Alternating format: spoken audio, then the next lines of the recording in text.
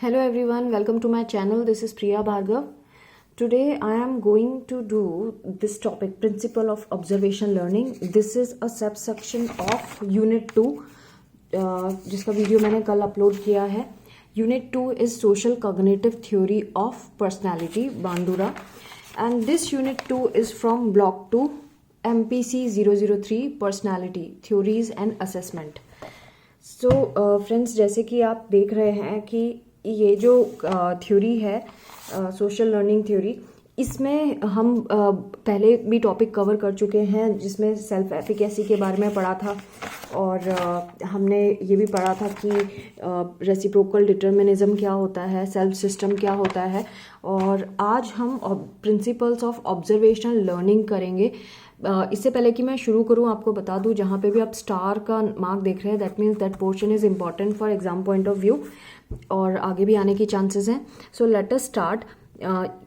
इसमें जो बांडुरा हैं वो ये कह रहे हैं कि ऑब्जर्वेशनल लर्निंग बहुत बहुत इजी एंड एक प्रूव्ड प्रिंसिपल है जिसके थ्रू हम बहुत सारी चीज़ें आसानी से सीख सकते हैं. इन्होंने डिस्कार्ड किया ट्रेडिशनल प्रिंसिपल ऑफ लर्निंग जिसमें law of enforcement and punishment के ऊपर काम बोला जाता है. जैसे कि आपने छोटे में सुना होगा, आपके पेरेंट्स आपको बताते होंगे, हम जब छोटे थे तो स्कूल में बहुत मास्टर जी पीटते थे, तब जाके हम कुछ सीखते थे. और अभी री-इन्फोर्समेंट तो अभी भी चलता है. री-इन्फोर्समेंट मतलब रिवार्ड, गिफ्ट, प्राइजेस, ये सब तो अभी भी मिलते हैं, लेकिन पनिशमेंट ऑलमोस्ट बंद है और अगेंस्ट लॉ है. बट पहले ऐसा नहीं था. सो बांडुरा का ये कहना था कि ये बिना पनिशमेंट के, बिना री-इन्फोर्समेंट के बिना भी लर्निंग हो सकती है, पॉसिबल है. यानी प्लेजर एंड पेन प्रिंसिपल के बिना भी कर सकते हैं. सो उन्होंने इसको प्रूव करने के लिए एक बोबो डॉल एक्सपेरिमेंट किया था. बोबो doll behaviour a study of aggression इस नाम से. सो इन्होंने क्या किया, इन्होंने अपनी एक स्टूडेंट जो यंग लेडी थी उसको बोला कि तुम एक बोबो डॉल को पिटाई करोगी. बोबो डॉल क्या है? बोबो डॉल एक बैलून है जो एग शेप का है, जिसको नीचे से बॉटम में अटैच किया गया है. और जब वो किक करेंगे आप तो वो नीचे गिरेगा, लेकिन दोबारा ऊपर भी उठ जाएगा. और उस स्टूडेंट को ये भी बोला गया कि आप शाउट करोगे, उसको किक भी करोगे और सोकैरू करके चिल्लाओगे जितनी बार उसको हिट पंच करोगे. पंच भी करना है, किक भी करना है, छोटे से हैमर से पीटना भी है, कुछ अग्रेसिव फ्रेजेस भी यूज़ करने हैं. ऐसा करने के लिए कहा. और जब ये ऐसा कर रही थी तब उसका एक वीडियो बना लिया गया जिसमें वायलेंस और एग्रेशन के एक्शंस दिखाए गए हैं. सो ये चीज़ ये करने के बाद उन्होंने ये वाला वीडियो किंडरगार्टन के बच्चों को दिखाया. किंडरगार्टन गार्टन का मतलब होता है वो बच्चे जो स्कूल से प्री स्कूल वाले बच्चे जो यूकेजी, एलकेजी, नर्सरी में पढ़ते हैं, उन बच्चों को दिखाया गया. And they enjoyed it a lot. उनको ये वीडियो बड़ा पसंद आया. वो वीडियो दिखाने के बाद उनको दूसरे प्ले रूम में भेज दिया गया जहाँ पे बोबो डॉल, एक नई बोबो डॉल रखी गई थी. और कुछ ऑब्जर्वर्स को बिठाया गया जो क्लिपबोर्ड एंड पेन लेके बैठे थे, और वहाँ छोटे कुछ हैमर्स भी थे. तो जब उन्होंने देखा कि जो बच्चे हैं वो एग्जैक्टली वही काम कर रहे हैं जो उन्होंने वीडियो में देखा था, चीखने, चिल्लाने, मारने का, छोटे छोटे हैमर्स उठा के उस बोबो डॉल को मार रहे हैं और वैसे ही सकैरू सकैरू सुकैरू सुकैरू चिल्ला रहे हैं. तो ये जो उस यंग लेडी को ये इमिटेट कर रहे हैं और काफ़ी प्रिसाइजली कर रहे हैं, एग्जैक्टली वैसा ही कर रहे हैं. सो ये देख के बांदुरा ने ये बोला कि ऑब्जर्वेशनल मॉडलिंग या ऑब्जर्वेशनल लर्निंग जो है ये एक ऐसी चीज़ है जो बहुत अच्छे से सिखाई जा सकती है. ऑब्जर्वेशन के थ्रू लोग जल्दी सीखते हैं और यही मेन प्रिंसिपल था सोशल लर्निंग थ्योरी का.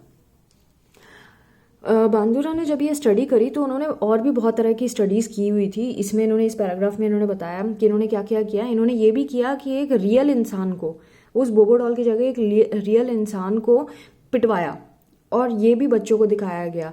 और भी तरह तरह के अब चीज़ें की, जैसे कि जो क्लाउन था यानी कि बोबो डॉल की जगह कुछ अट्रैक्टिव चीज़ रख दी गई, कभी बहुत लेस अट्रैक्टिव रख दी गई, लेस प्रेस्टिजियस रख दी गई, प्रेस्टिजियस रख के देखा. तो वो ये जानना चाह रहे थे कि क्या किसी चीज़ को देखने से भी फ़र्क पड़ता है लर्निंग पे, क्या उसका अट्रैक्टिव होना ज़रूरी है.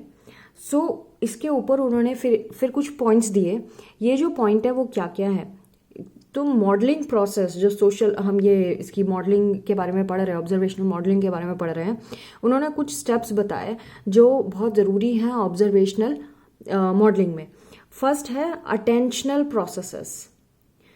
इसमें क्या क्या स्टेप्स है पहले मैं बता देती हूँ। 4 स्टेप्स है इसमें। Attentional process, then retentional process, फिर reproduction process and then motivational process. ये 4 processes are there. Attentional process का मतलब ये है कि अगर आपको कोई चीज़ लर्न करनी है तो आपका पूरा अटेंशन उस चीज़ पे होना चाहिए। कोई भी ऐसी चीज़ नहीं होनी चाहिए जो आपका अटेंशन डिस्ट्रैक्ट करे, मतलब आपका ध्यान बटाए। तो इसका मतलब ये है कि आप फुल अटेंशन जब पे करेंगे तभी आप सीखेंगे। तो कोई भी ऐसी चीज़ जो आपका अटेंशन हटा रही है या वो आपकी लर्निंग को डिक्रीज़ कर देगी, ऑब्जर्वेशनल लर्निंग को भी डिक्रीज़ कर देगी। जैसे कि अगर आप स्लीपी हैं तो आपका अटेंशन कम है। अगर जैसे कि आप अभी वीडियो देख रहे हैं, अगर आप बीमार हैं या आप नर्वस हैं या आपको गुस्सा आया हुआ है या आप कोई और ऐसी चीज़ है जो आपका ध्यान बटा रही है, तो आप इसको नहीं सीख पाएंगे अच्छे से। तो उन्होंने यही बताया कि ऐसी चीज़ें भी हमें लर्निंग में डिस्ट्रैक्ट करती हैं। तो अटेंशन इज़ वेरी इंपॉर्टेंट। जो अटेंशन को इन्फ्लुएंस करता है वो है characteristics of the model. Model जितना कलरफुल होगा, ड्रामेटिक होगा, उस पे ही हम उस पे उतना ही ज़्यादा अटेंशन पे करेंगे। अगर मॉडल प्रेस्टिजियस है, अट्रैक्टिव है और कुछ ऐसा है जो कम्पिटेंट है, हमसे कम्पिटेंट है, तो हम उस पर मोर अटेंशन पे करते हैं। आप देखें, बच्चे बच्चों से ज़्यादा सीखते हैं। यानी कि अगर कोई इवेंट चल रहा है और आप बच्चों की उम्र का कोई रोल मॉडल ले आते तो बच्चे उस पर ज़्यादा अटेंशन पे करेंगे एज़ कम्पेयर टू आप किसी ओल्ड एज गेस्ट को बुलाते हैं। सो मैंने ये खुद देखा है। मैं इंटरनेशनल एडोलेसेंट समिट्स में जा चुकी हूँ। सो वहाँ पे मैंने देखा है, whenever I go there students are very much attentive towards me and they want to listen to me and my story. So it happens कि आप जितने, और ऐसे ही हमारा appearance, that is why our appearance does matter. Wherever we are going in a big event और somewhere we have to dress up well, because अगर हम अट्रैक्टिव होंगे तो हमारी बात ज़्यादा सुनी जाएगी, हमें ज़्यादा अटेंशन पे की जाएगी। तो यही इसमें भी बताया है कि कॉम्पिटेंट होना बहुत ज़रूरी है मॉडल का, और वो हमसे जितना मिलता जुलता होगा हम उतना ही उससे सीखेंगे। सो यही इस तरह के वेरिएबल्स के बारे में बांडुरा ने बात करी है कि इसी वजह से उन्होंने इसके ऊपर भी स्टडी किया था कि टेलीविज़न और किड्स पे क्या टेलीविज़न का असर पड़ता है। नेक्स्ट है रिटेंशनल प्रोसेस। रिटेंशनल मतलब कितनी देर तक वो दिमाग में रहती हैं चीज़ें। तो इन्फॉर्मेशन अंदर रहे, हमारे दिमाग में रहे, उसके लिए हमें क्या करना चाहिए। बहुत सारे फैक्टर्स हैं कि हम उस इन्फॉर्मेशन को जो हमने देखी है वो हम कैसे अपने तक लेके आए, अपने अंदर रखें उस इन्फॉर्मेशन को। तो जो हमने कितनी अटेंशन पे किया है उसके ऊपर डिपेंड करता है। और 2 चीज़ें बहुत इंपॉर्टेंट है, इमेजरी एंड लैंग्वेज, किसी भी चीज़ को रिटेंशन करने के लिए। इमेजरी मतलब हमें जो इमेजेस दिख रही हैं, हमारे दिमाग में कोई भी चीज़ जो हम देखते हैं वो मेंटल इमेज की तरह स्टोर हो जाती है। ऐसी लैंग्वेज, जिस भाषा का यूज़ हो रहा है वो भी वर्बल डिस्क्रिप्शन के फॉर्म पे हमारे दिमाग में स्टोर हो जाता है। तो जब भी हम किसी चीज़ को रिकॉल करना चाहते हैं, रिकॉल करते हैं, तो वो इमेजेस जो हमारे माइंड में स्टोर है वो रिप्रोड्यूस होना शुरू हो जाती हैं, दिखना शुरू हो जाती हैं, वो आवाज़ें सुनाई देना शुरू हो जाती हैं जो लैंग्वेज हमने सुनी थी। Now reproduction process. अब ये दोनों तो था कि आपने देखा, फिर आपने उसको रिटेन किया अपनी मेमोरी में। Now this is the time when you have to act. तो रिप्रोडक्शन प्रोसेस है जब आपको खुद वो चीज़ करना है। तो अगर आपने किसी चीज़ पे अटेंशन पे की है और इन्फॉर्मेशन को रिटेन किया है तो आप अब उसको परफॉर्म करेंगे। जब आप परफॉर्म करते हैं तो आपकी परफॉर्मेंस इम्प्रूव होगी और आपकी स्किल भी आगे बढ़ जाएगी अगर आपने उसको बहुत ध्यान से सुना है या देखा है। तो रिप्रोडक्शन प्रोसेस जो है वो उस इमेजेस जो आपने देखी थी उसी को ही हम ट्रांसलेट करते हैं अपने एक्शंस में। हम खुद करेंगे वो काम जो हमने सुना है या देखा है। तो जब हम करते हैं तो हमें वही सारी चीज़ें है ना फिर से दिमाग में रिपीट होती हैं। आप देखें कि कई बारी ना कोई भी जब कोई परफॉर्मेंस करने जाता है, अगर वो उस चीज़ को इमेजिन कर ले परफॉर्म करने से पहले कि मैं उस स्टेज पे हूँ और नाउ आई एम डांसिंग, अपने आप को खुद को डांस करते हुए स्टेज पे देखे, तो वो अच्छा परफॉर्म करेगा स्टेज पे जाके, क्योंकि उसने ऑलरेडी इमेजिन कर लिया है माइंड की आई से। नेक्स्ट है मोटिवेशनल प्रोसेसेस। क्या मोटिव है, why we want to do that, हमें क्यों रिप्रोड्यूस करने की ज़रूरत है, उसके पीछे कारण होना बहुत ज़रूरी है। अगर हमारे कुछ काम करने के पीछे कोई कारण नहीं होगा तो हमारे अंदर का मोटिवेशन ख़त्म हो जाएगा। जैसे मेरा ये वीडियो बनाने का मोटिवेशन ये है कि इग्नू की बदनामी बहुत है, इग्नू के बारे में गलत बोला जाता है कि इग्नू से पढ़ने वाले बच्चे अच्छा नहीं करते, या उनको नॉलेज नहीं होती, सिर्फ डिग्री मिलती है।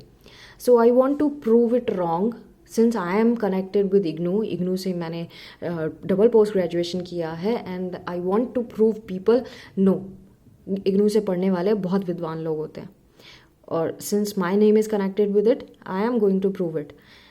So this is my motivation, and second motivation is to help students.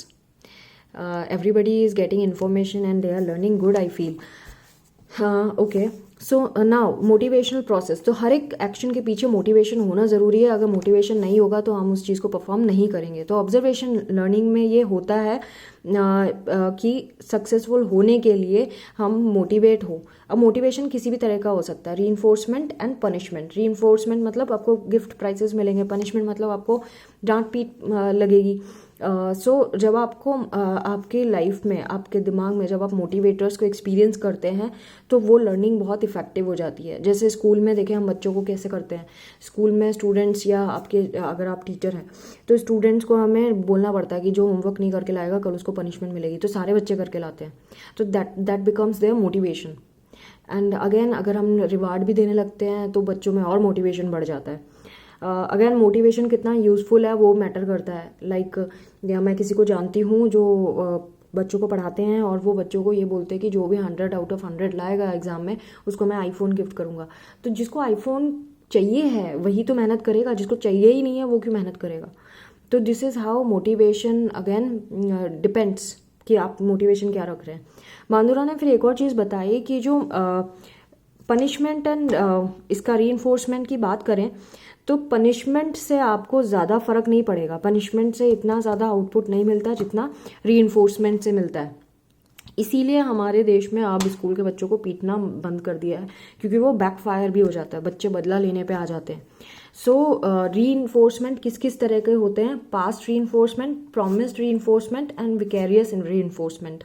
तो पास्ट रीइंफोर्समेंट का मतलब होता है जैसे कि ट्रेडिशनल बिहेवियरिज्म, पहले जैसे आपने देखा है कि पहले शाबाशी दे देते थे, क्लैपिंग कर देते थे। प्रॉमिस रीइंफोर्समेंट यानी कि जैसे जॉब्स में होता है, इंसेंटिव्स मिलने लगते हैं कि भाई ये काम तुमने ये वाला टारगेट अचीव कर लिया तो ये इंसेंटिव्स मिलेंगे, वो हो गया प्रॉमिस रीइंफोर्समेंट। विकेरियस रीइंफोर्समेंट मतलब seeing and recalling the model being reinforced, आपने किसी को देखा ये काम करते हुए और आप इंस्पायर हो गए और आप वही कर रहे हैं, कोई उसके पीछे रीइंफोर्समेंट नहीं है, लेकिन आपको ये लगता है कि वो अगर हीरो कहलाएगा इस एक्टिविटी से तो जब मैं करूँगा या मैं करूँगी तो मैं भी हीरो कहलाऊँगा, इस तरह से सोचना। अगेन इसमें ही पनिशमेंट में भी ये तीनों चीज़ें आती हैं, past punishment, promised punishment and vicarious punishment.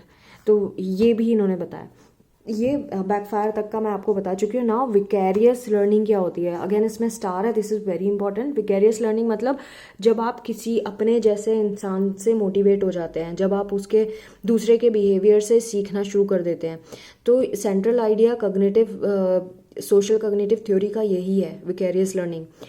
ये आइडिया जो है कोई भी इंसान जब ये किसी का बिहेवियर ये देखता है और सेम एक्शन को करता है तो वो वैसा ही फील करना शुरू कर देता है और अपने आप को पॉजिटिव माइंडसेट में लेना शुरू कर देता है। तो और कभी कभी ये भी होता है कि जब हमने किसी को देखा कुछ करते हुए और हमने देखा अरे उसका तो बहुत गलत हो गया ऐसा करने से, तो वो मिस्टेक हम नहीं करेंगे क्योंकि हमने किसी को करते हुए देख लिया और हमें पता है क्या होगा वैसे करने से। सो यही same cheese is with traffic police जब फाइन लगाने लगती है किसी चीज़ पे तो बाकी लोग अपने आप ही चुप करके बैठ जाते हैं, फिर कोई गलती नहीं करता, कोई रूल नहीं ब्रेक करता। सो कोई भी चीज़ अगर स्ट्रिक्ट पनिशमेंट में आ जाती है दायरे में तो हम ऑटोमेटिकली दूसरों से सीख के नहीं करते वो चीज़। हम क्यों लॉस में जाएंगे। तो इसमें कुछ और इन्होंने यहाँ पे एग्जांपल दिए हुए हैं, बहुत सारा है वैसे तो, but I don't feel exam point of view से इतनी सारी चीज़ें लिखने की ज़रूरत है। जो ज़रूरत है वो मैं आपको बता ही रही हूँ। जैसे कि सोशल लर्निंग के बारे में बताया है, ये इनएडवर्टेंटली या डेलिबरेटली भी हो जाती है, मतलब कि अचानक से भी हो जाती है ऑब्जर्व करके किसी का एक्चुअल बिहेवियर और उसका कंसिक्वेंस। जैसे मैंने ये बताया कि रोड क्रॉस करना, रेड लाइट पे लोग रुकने के बजाय रोड क्रॉस करके चले जाते हैं। मान लीजिए अनलकीली, अनफॉर्चुनेटली एक्सीडेंट हो जाता है, तो जो देखने वाले हैं उनको ये बहुत बड़ी विकेरियस लर्निंग हो जाएगी कि भाई रेड लाइट पे रुकना है, क्रॉस नहीं करना है। सो हम क्यों किसी एग्जाम्पल का वेट करते हैं, हमें ये यही बता रहे हैं कि डेलिबरेटली लर्निंग होती है, ऐसे भी होती है, और उस इंफॉर्मेशन को फिर हम अपने बिहेवियर में डाल लेते हैं और उसका इफ़ेक्ट भी हमारे एनवायरनमेंट में भी पड़ता है। हम किस माहौल में रह रहे हैं, हम उस चीज़ को, उस मॉडल को देख के पोर्ट्रे करते हैं। अगर आप ऐसा कोई इंसिडेंट देखते तो आप 4 लोगों को बताते हैं, अपने फैमिली मेम्बर्स को बताते हैं, फ्रेंड्स को बताते हैं, वो सब के सब सीख रहे हैं उस चीज़ से। सेकेंड विकेरियस लर्निंग का इन्होंने एग्जाम्पल बताया है सिम्बॉलिक मॉडलिंग का। और ये जो विकेरियस लर्निंग है ना, ये ट्रिमेंडस मल्टीप्लिकेटिव पावर है इसकी। मल्टीप्लिकेटिव पावर मतलब फैलने वाली है। जैसे मैंने बताया कि अभी आपने जब कोई एक्सीडेंट देखा तो आप घर जाके बताएंगे, अपने फ्रेंड्स को बताएंगे, कि ऐसे जगह जगह फैलाएंगे और वो फिर फर्दर किसी को पास ऑन कर देंगे। तो ये चीज़ें हैं ना, मल्टीप्लाई हो जाती हैं। ये इन्फॉर्मेशन कैसे मल्टीप्लाई करके फैल रही है उसके बारे में बात कर रहे हैं। और ये क्यों बेहतर है, क्योंकि लर्निंग बाय डूइंग का अगर आप एग्जांपल दें तो हम ट्रायल एंड एरर करते हैं। लर्निंग बाय डूइंग मतलब आप खुद से कर रहे हैं, फिर खुद से ही सीख रहे हैं। कभी वो चीज़ होगी, कभी नहीं भी होगी, तो आप कम सीखेंगे और एक ही बहुत कम लोग सीख पाएंगे, मतलब जो आपके आसपास के सिर्फ वो। लेकिन जब एक मॉडल वही चीज़ करता है, लाइक हीरो एक्टर एक्ट्रेसेस करते हैं, या जो बहुत पॉपुलर लोग हैं, कोई नेता हैं, आप वो करते हैं, तो उनको देख के बहुत सारे लोग सीख जाते हैं।